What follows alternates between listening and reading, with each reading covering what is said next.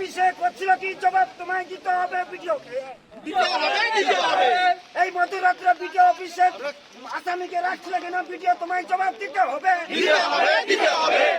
সাবরা পঞ্চায়েত অফিসে প্রধানকে ঘিরে উত্তেজনা, রাতে ব্লক অফিসে নিয়ে আসা ঘিরে রহস্য।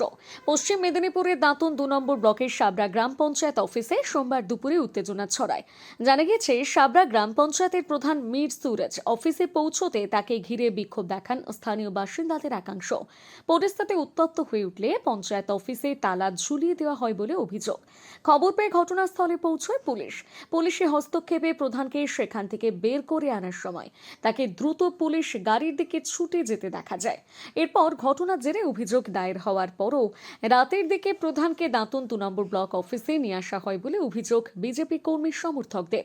কী কারণে তাকে ব্লক অফিসে আনা হয়েছিল, কার নির্দেশে তাকে সেখানে নিয়ে যাওয়া হয়েছিল, তা নিয়ে তৈরি হয়েছে ধোঁয়াশা।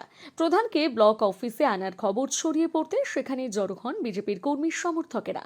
পরিস্থিতি বুঝে পুলিশ তাকে দ্রুত ব্লক অফিস থেকে নিয়ে ফাঁড়ির উদ্দেশ্যে রওনা দেয়। পুরো ঘটনার প্রশ্ন উঠছে, অভিযোগের পর প্রধানকে কেন রাতের অন্ধকারে ব্লক অফিসে আনা হলো, কার নির্দেশেই বা তাকে সেখানে নিয়ে আসা হয়েছিল। এই ঘটনাকে ঘিরে ইতিমধ্যে শুরু হয়েছে রাজনৈতিক চাপানোতর নানা জল্পনা।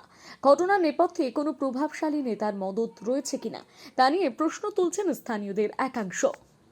এর মধ্যে যুক্ত আছে দলীয় স্তরেরও যদি কেউ যুক্ত থাকে সেটা তদন্ত সাপেক্ষ। আমরা অ্যাপ্লিকেশন করেছি, আরও কমপ্লেন করব, আরও আমাদের কাছে নথি আছে এবং সেই অ্যাপ্লিকেন্ট যথাযথ যুক্তিসঙ্গত আছে।